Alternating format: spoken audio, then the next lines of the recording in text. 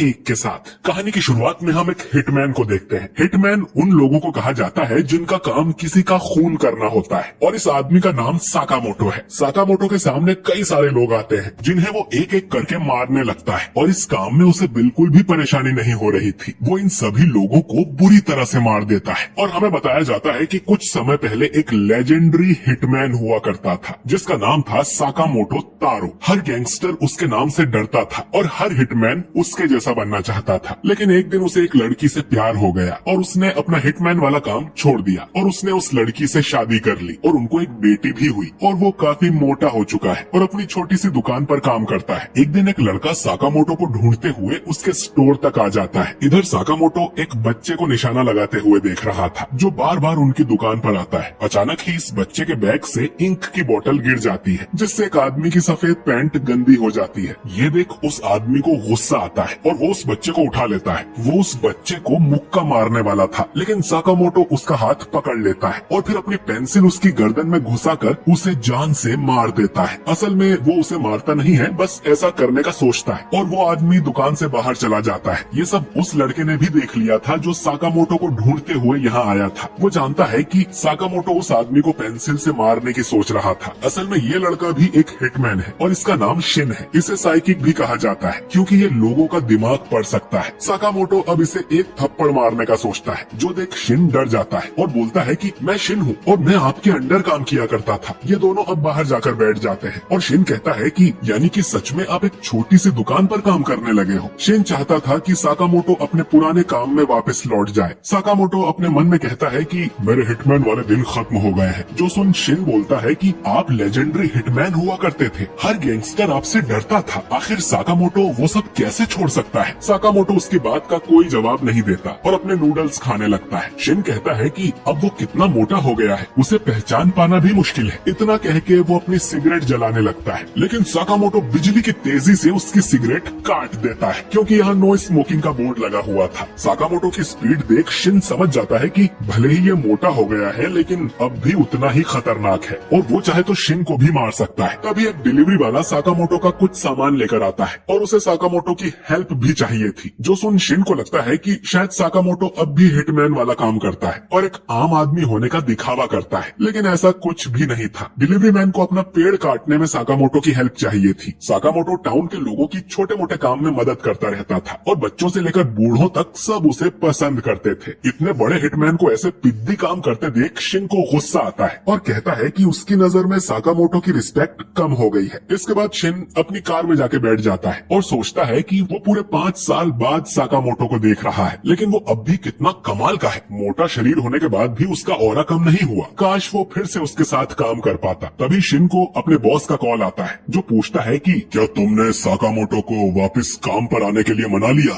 Shin कहता है कि नहीं, जिस पर उसका बॉस कहता है कि तो फिर उसे मार दो। अगर कोई हमारी गैंग छोड़कर जाता है तो हम उसका सफाया कर देते हैं, यही हमारी दुनिया का नियम है। और अगर ये काम शिन नहीं कर सकता तो वो किसी और को भेज देगा। शिन को असल में साकामोटो को मारने ही भेजा गया था लेकिन वो उसका बहुत बड़ा फैन है और ऐसा नहीं करना चाहता। लेकिन काफी सोचने पर शिन समझ जाता है कि उसके पास और कोई ऑप्शन नहीं है। अगर उसने साकामोटो को नहीं मारा तो कोई और मार देगा, तो अगर साकामोटो को मारना ही है तो ये उसी के हाथों होना चाहिए। अगली सुबह शिन वापस साकामोटो की दुकान पर पहुंच जाता है जहां उसकी वाइफ कहती है कि तुम तो कल भी आए थे ना, पर शिन उसका कोई रिप्लाई नहीं देता और अपनी गन में साइलेंसर लगा के स्टोर के अंदर चला जाता है। शिन साकामोटो से कहता है कि वो आज टाउन छोड़कर जा रहा है, तो वो जाने से पहले साकामोटो को गुड बाय बोलने आया था। इसके बाद वो साकामोटो पर गोली चला देता है लेकिन साकामोटो अपनी मुंह की कैंडी को बाहर थूक देता है जो उस गोली से टकराकर उसकी दिशा बदल देती है। इसके बाद वो शिन पर एक आइसक्रीम फेंक कर मारता है और उसके सामने से गायब हो जाता है और शिन उसका माइंड भी रीड नहीं कर पा रहा था। अब शिन का थोड़ा ध्यान बटाकर साकामोटो उसके पीछे से आता है और उसके मुंह पर एक जोरदार लात मार देता है जिससे शिन दूर जाकर गिरता है और कहता है कि पता नहीं वो क्या सोचकर साकामोटो से लड़ने आया था। इसके बाद शिन बेहोश हो जाता है। शिन को जब होश आता है तो वो साकामोटो के घर में था जो उसकी दुकान के ऊपर वाले फ्लोर पर ही है। शिन को साकामोटो की फैमिली के साथ डिनर करने बुलाया जाता है और शिन को समझ नहीं आता कि साकामोटो उसे अपने घर क्यों ले आया। कहीं इस खाने में जहर तो नहीं, लेकिन उसके शरीर पर जहर का असर नहीं होता। शिन जब खाना खाता है तो वो उसे काफी टेस्टी लगता है। शायद उसने कई दिनों बाद घर का खाना खाया था और साकामोटो का भी पहली बार यही रिएक्शन था। शिन को आज ये खाना खाकर जाकर इतना अच्छा लग रहा था जितना उसे कभी कोई काम करके नहीं लगा। और अब उसे समझ आ जाता है कि इन छोटी छोटी खुशियों के लिए ही साकामोटो ने वो काम छोड़ा था। डिनर के बाद शिन साकामोटो को खाने के लिए शुक्रिया बोलता है और जाने लगता है। साकामोटो उसे एक बोर्ड दिखाता है जिस पर लिखा था थैंक यू, फिर जरूर आना। शिन अपनी गैंग के पास चला जाता है जहाँ उसका बॉस उसे काफी डांट लगाता है कि तुम उसे मार क्यों नहीं पाए। शिन अब अपने बॉस के सामने सिर झुकाकर कहता है कि साकामोटो को जिंदा रहने दो, वो अपने परिवार के साथ बहुत खुश है। यह सुन सभी हंसने लगते हैं। उसका बॉस कहता है कि साकामोटो ने हमारी दुनिया का नियम तोड़ा है